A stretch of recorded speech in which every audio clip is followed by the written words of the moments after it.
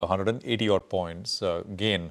Aditya Sood is with us, fund manager at InCred Asset Management. Aditya, always a pleasure to have you on the program back in Closing Bell. And we've discussed a bunch of things that you own and have liked in the market. So I want to just start with a broader sort of question to you in terms of what you've been doing since the last we spoke, Aditya. Anything you've added, anything you've sold, any action at all? So I think so the context of the market has completely taken a U-turn, essentially because if you think about markets today, we have not seen risk-free rate coming down or collapsing. The second point is that the risk premia of India within the emerging markets obviously has collapsed, and that is getting reflected in the bond yield differential between India and US. The third point is that, money is moving out of US. Now, if you look at markets, YTD, the best performing markets are in Europe, possibly. We all know what is happening with the Tel Aviv Stock Exchange also. The market itself is up, 30% YTD. So our belief is that, this is a perfect recipe for PE multiple expansion going forward. And it is going to be only a function of, how earnings growth gets delivered. Last 7-8 quarters, we have seen a lot of disappointment, particularly in terms of, earnings getting cut in mid and small caps versus large caps. I think so we are very close to that cycle playing out. So two-pronged approach as far as we are concerned, we are looking at, stocks which possibly have corrected by 30, 40, 50% from peak prices. Not necessarily new ones, the stocks that we already own. For example, Tejas has corrected by close to 50% from the recent high that they made. Newled had corrected, very, very sharply. So did, Indraprastha Medical close to, sort of a 30% knock in each of these names. These are our top holdings essentially. So that is one focus area in terms of, sizing these companies well. The second focus area is that, wherever we get earnings growth and multiple year of visibility, I think so Intellect Design Arena, the stock has obviously done well. So we have added as the stock was doing well. Our belief is that going forward, the AI initiative can take this company, to a different level. We have seen breakout in terms of, margin trajectory from 21% to 26% very recently for this company. So our belief is that, it is more going to be a market wherein concentrated portfolios do well. The context of the market has completely changed because from 2001 to 24, we saw 25% earnings growth. Going forward, earnings growth itself is going to be very, very tepid. So if you can construct a portfolio wherein earnings growth is 18 to 20%, and this is what we have precisely done with very minimal risk to earnings, which is 2x of the market earning growth at a reasonable valuation. I think so we'll be better off in terms of, returns going forward. All right. Hi, Aditya. Good afternoon and good to see you, Ben. What about Religare Enterprises? That's another one that you'll have, I think, close to around 4.5% weight. That's the turnaround story. You have a new promoter that's coming in there. Lots of those litigation issues have gone behind. What is the call on the stock from here on? Is it an add at current levels as well? Because I think at its height it was 280 to 90 bucks. Now it's around 220. So I think so corporate change events, take a lot of time to play out. We have not seen an appointment of a CEO till now. I think so that is one trigger. Care getting listed at some point in time, Care Health getting listed is another trigger. I think so there is a lot of optionality in terms of the broking business that they already have, in the sense that they at some point in time can do wealth management. Religare, by the way, used to have a wealth management, very successful wealth management practice with Macquarie at some point in time. So our view is that, there is very, very little or minimal downside essentially in this name because Care gets traded in the unlisted market. They own 63% of Care. And at some point in time, Care would require capital. So our view is that, there are enough catalysts which are around the corner in this name.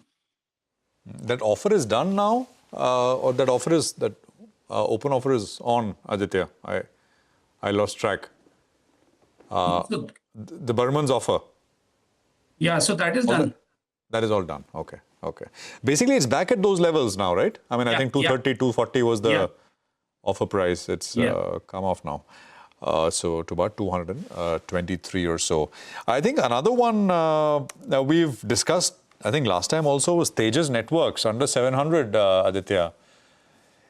This kind of is also a business which feeds into a lot of other industries which are doing well, and all of them. Is this a function of how well it's done in the past, which is leading to a bit of an issue here? So time just correcting? I think so. It is more of a order visibility issue at this juncture. But our take on the company is that, last year they have done $80 million in terms of R&D spend. Just think about it. How many companies have got this capability of doing a R&D spend, which is purely focused on R&D in terms of, $80 million number? It is more like a $360 million number globally, because in India, our R&D is like 1/4 of the global cost. So that is point number one. Point number two is that, we believe that the NEC tie-up for them is a game changer. In the BSNL contract of, these 1 lakh towers, which has now been extended to 1,18,000 towers, possibly, there is another talk that, possibly it could be, extended to 2 lakh towers because it has been a very, very successful rollout, and BSNL is now profitable. We have seen, 260 and 250 crores of PAT flowing through BSNL. So for 2 quarters in a row, they have been profitable. So that is one opportunity. Our view is that this NEC partnership is a two-way partnership. They would be paying a $60 million royalty to NEC of Japan. But more importantly, the go-to-market completely changes in the sense that the core network of NEC is being used by Docomo in Japan, which has got 22 million subscribers. So if you look at, going forward, Tejas can supply the RAN to NEC customers in Europe, in Southeast Asia, in Japan.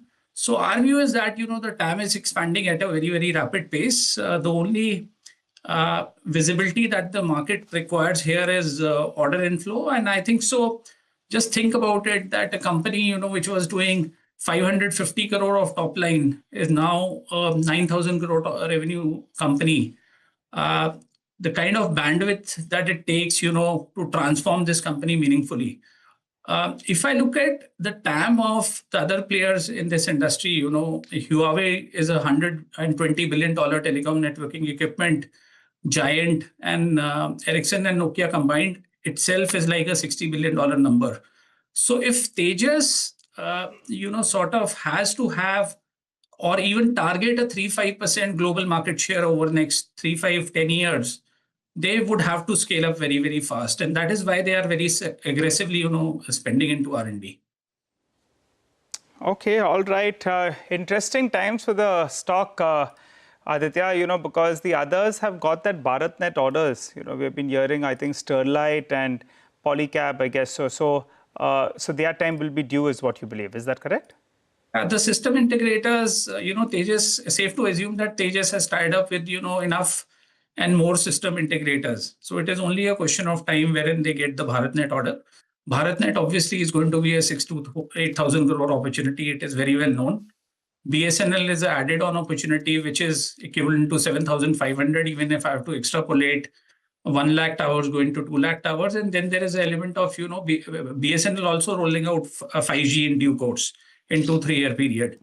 And then there is a railway coverage opportunity of 1,000 crore. Now, if you do the maths, everything put together is a 16 to 20,000 crore opportunity for Tejas. The good thing is that there is no competition per se here. So it is pretty much, it is a question of time, when the orders flow in and when they are in a position to execute. But what they have demonstrated clearly is that they were supposed to be executing this in FY 26 to 27, the 1 lakh initial towers for BSNL. They have clearly executed, ahead of time. Okay. All right. Great. Thanks a lot, Aditya, for joining in. We'll keep an eye out on some of these stocks. Some of them brave calls out there. You're seeing some of these stocks have come off the top, but actually, according to Aditya, they're providing good entry opportunities as well. Intellect Design, we discussed. Tejas Networks, and I think Indraplast Medical, that was the other one we spoke about. Well, for the time being, we slip